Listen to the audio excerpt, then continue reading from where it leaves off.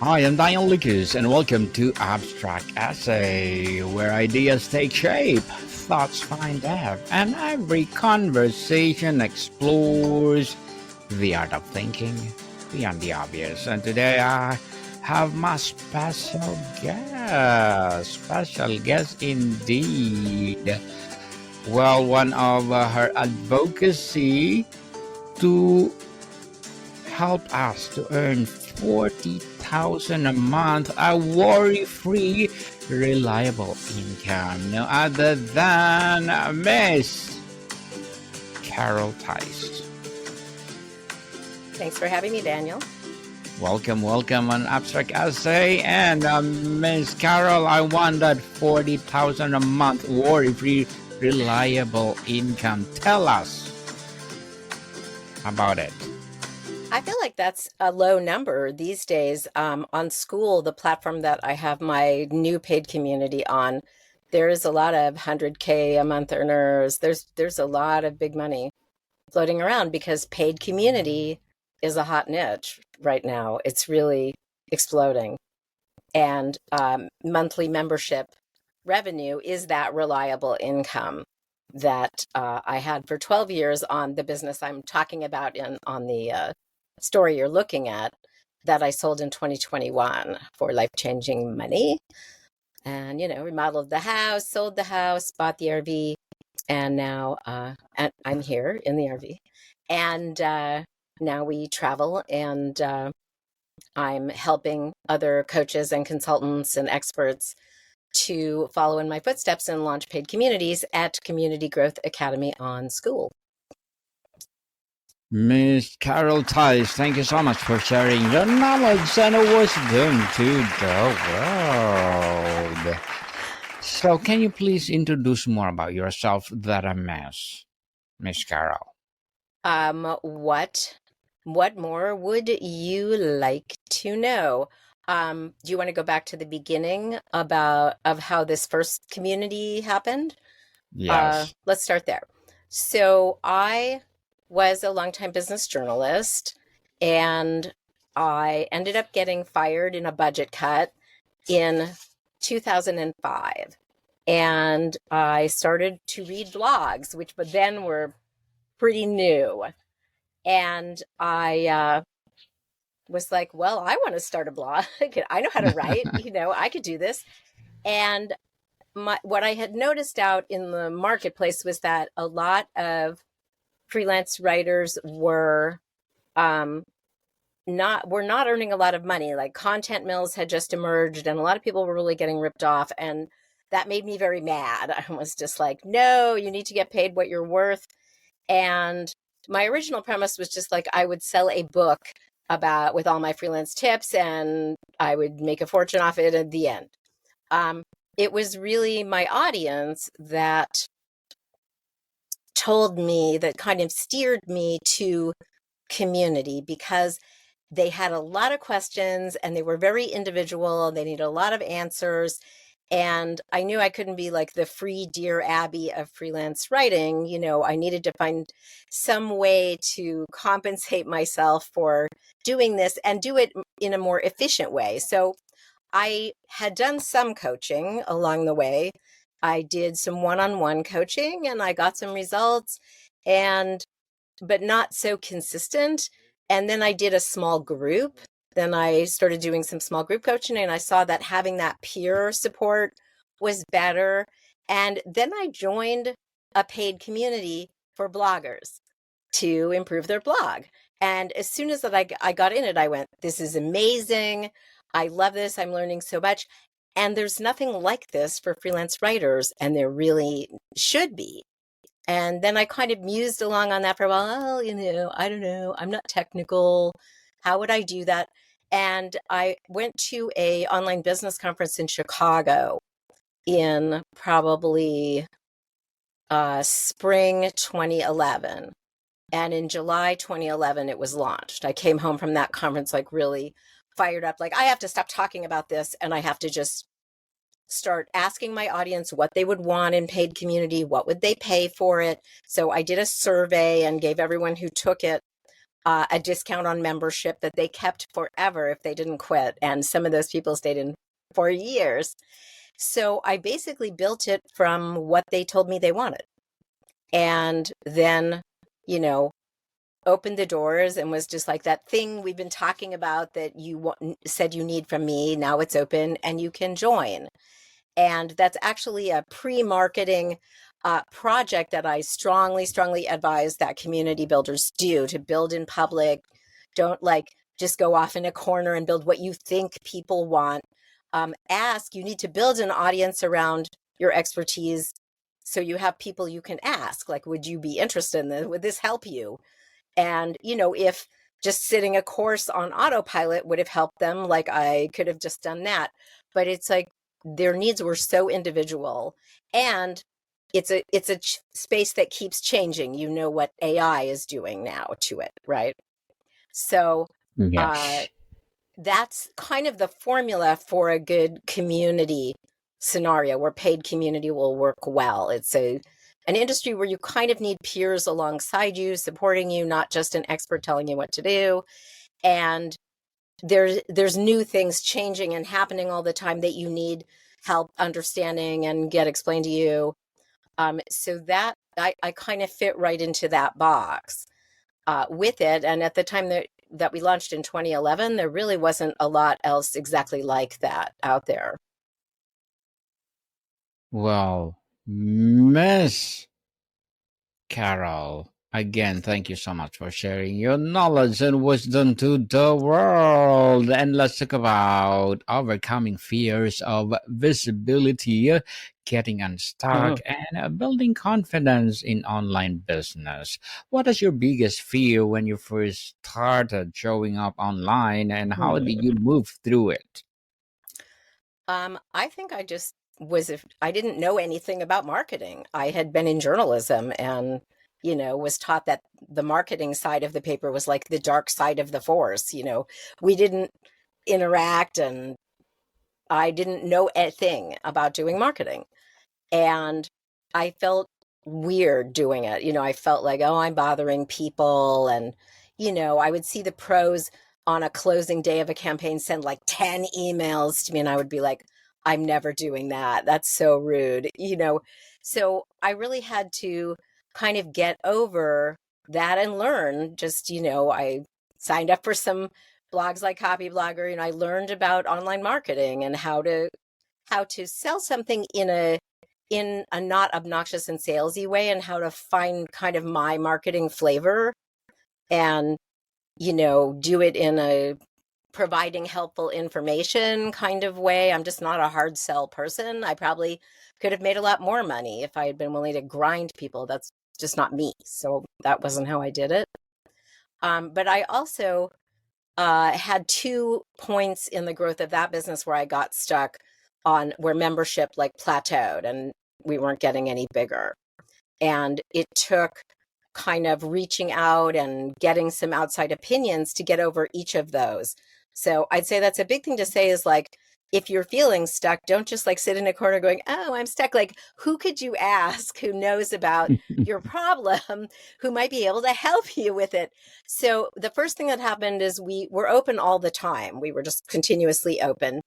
And we went to about 500 members that way, and then that it was just not growing anymore. And I ran that problem by one of my mentors, and he was like, well, I think you need to close the doors and not be open all the time and feel more exclusive, and then people have to join when you're open because you're not always open. And I was terrified to do that. um, because then it's like people land on the site and they can't join and they go away and they're sad. We learned to build a wait list. You know, I don't like leaving people unhappy, but we built a wait list, and we closed the doors. And from there, it went pretty rapidly to 1,000 members. We were just open like maybe half a dozen times a year for like a week. Each time would be kind of our marketing cycle. And then we were kind of stuck at 1,000 again. And I ended up hiring a business consultant that I met at a conference and paying her $10,000 to look at my business. And tell me why I needed to grow it bigger, because I had started to be approached by buyers and I had started to learn about what they wanted. And so this is the other big thing about the paid community model for coaches is, what coaches do you know, Daniel, who have been able to sell their coaching business? They Interesting. can't say, they are the business, right? Yes. It's Cindy Lou who coaching, and it's you one-to-one coaching. You're selling hours. You can't take yourself out of this business and sell it to someone else. You have no saleable asset. So it's kind of like you have no retirement plan. You're in business for yourself. You're not getting a pension from a company, and you are not creating a business that you can ever stop working in. And once I started getting approached, I knew, because I'd covered mergers and acquisitions as a business journalist, that, I definitely wanted an exit. And I learned there were a lot of things I kind of wasn't doing or wasn't doing right that I needed to change to kind of clean up the business and position it to be sold. And to do that, what I learned was that the math was not going to work unless I got to 1,500 members. So I needed to grow it again. And what the consultant pointed out to me was that I was going in a million directions. Over time, I was like, I'm selling a small group coaching program for mid-career writers. I had a joint LLC with another coach over there. So I was selling all these different things. And she was like, you need to understand that all of these other things are of no value to the buyer. They're not part of the business they could operate after you leave your coaching program. Get rid of all this stuff and only sell den memberships. And that's what we did. And that's what drove it to 1,500. And then I sold it in the depths of COVID winter, to people I was never in a room with. So it was an incredibly strange experience, but enabled the lifestyle I have now and enabled me to think about retiring. But I missed helping people and helping people make money. That's my favorite thing. And Yes. I had a mentor say to me, well, you should do another community. And I said, well, I have a non-compete. I can't do another community about freelance writing because that's all I know, that's my life. And he said, what did you learn in 12 years of operating a paid community? And I was just like, paid community. Oh my God, I could talk about that all day. I love paid community. It's amazing, and there's a lot of ins and outs to operating it and to getting one launched. And we just started building Community Growth Academy because I just saw it as a way to really leverage my knowledge so much bigger. So it's like in my first business, I would help a writer and they would get a better gig and I would be happy. But in this one, I help someone launch a community and then they help hundreds of members. So it's like I'm so magnifying the impact of getting knowledge out to people. And I just love it. The first member we had launch, in 3 months, he had 500 members. So we have like a step-by-step course. Here's what you need to do. Here's how you open the doors. And he was a really experienced coach. He was a really experienced financial advisor, and his community just took off. So it's exciting. This is what I enjoy. So I'm just still doing it. How do you handle the vulnerability hangover after putting yourself out there in a big way? Mm. Well, it's funny you say that because actually, when I sold the business, the first business, one of the reasons I wanted to sell was because I felt like I looked too old to show up online anymore, to do what we're doing right now. I felt like I couldn't stand the sight of myself. I'm an old bag. I don't like how I look. It's a game for the young. It really took me down. It really took me down a drain. I was like, I have to be done with this because my face is embarrassing.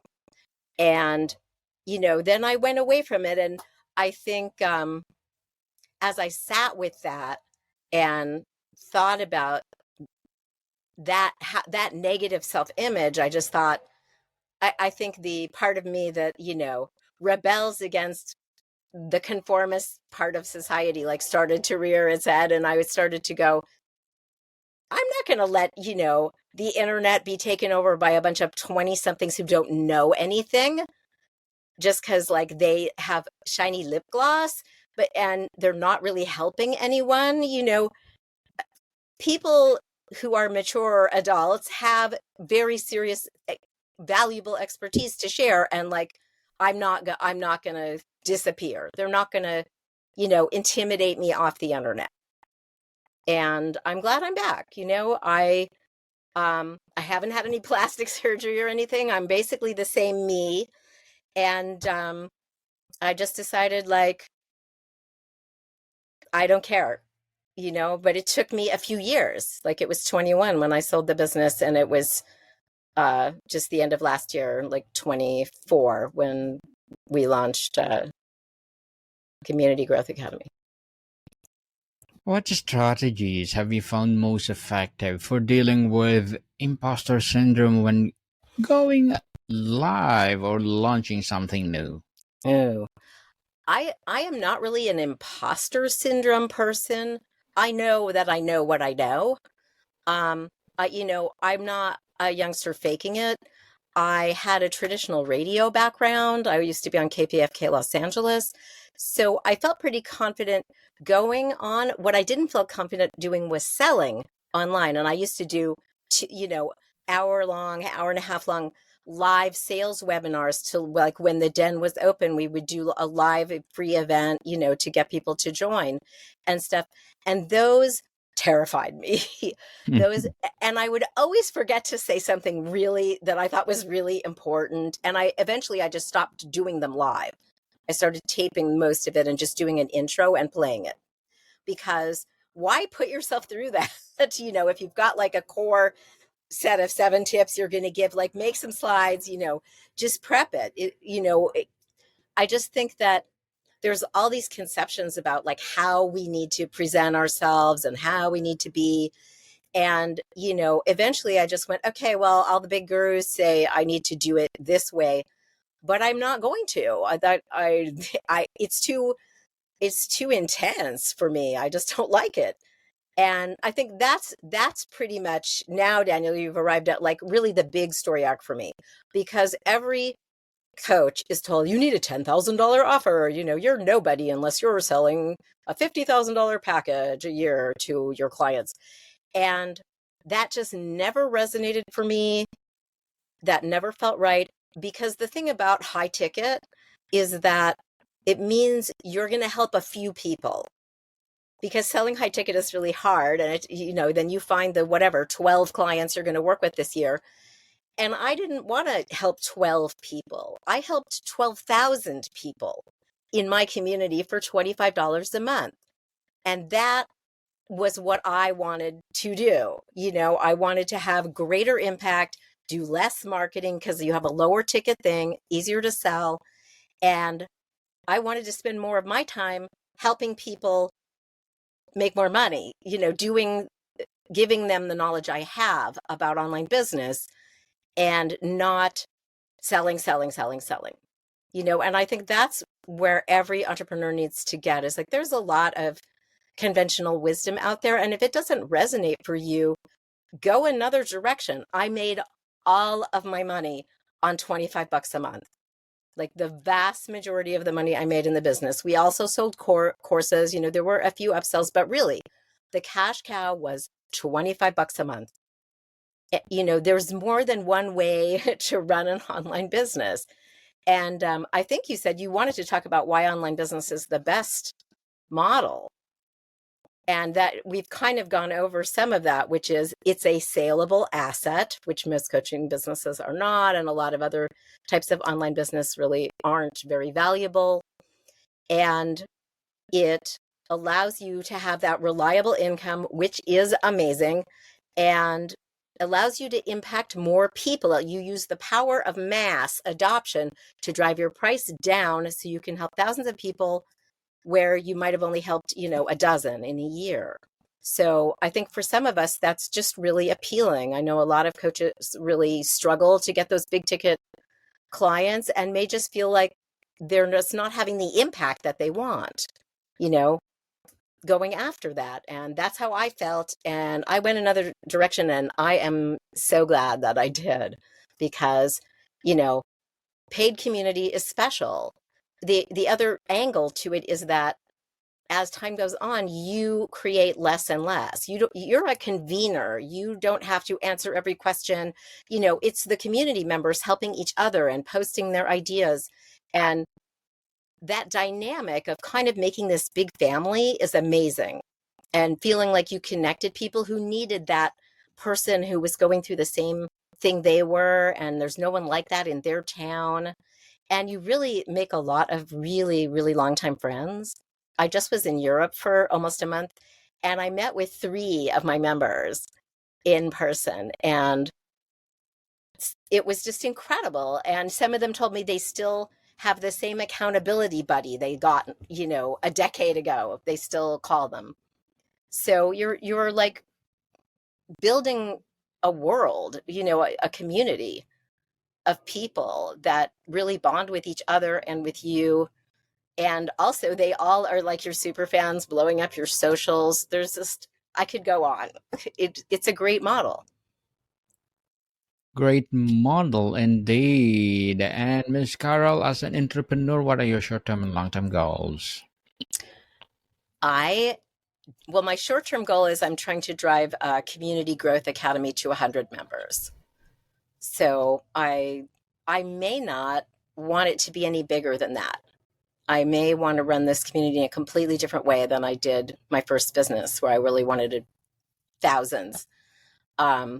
Because launching a community's got a lot of complexity to it, and I'm really liking working very closely with my members. So I'm not sure where it goes. You know, I like to travel a lot. I'm still really feeling out where it goes, and it'll probably be like my first community. My audience will tell me what I should do, you know. Definitely looking forward for that goals and good luck. And Thanks. Miss Carol, looking for more success. And can you give a piece of advice for those people out there who want to be entrepreneur like you? Well, the barrier to entry has never been lower.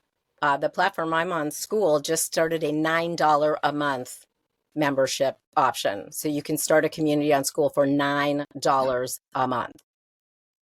That's insane. Their regular membership is 100 a month.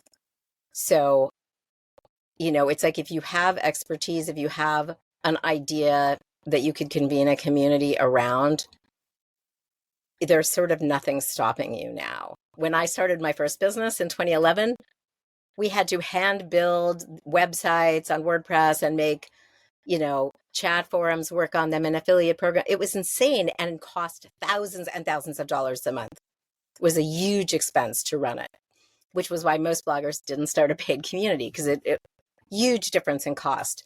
And now $97 a month.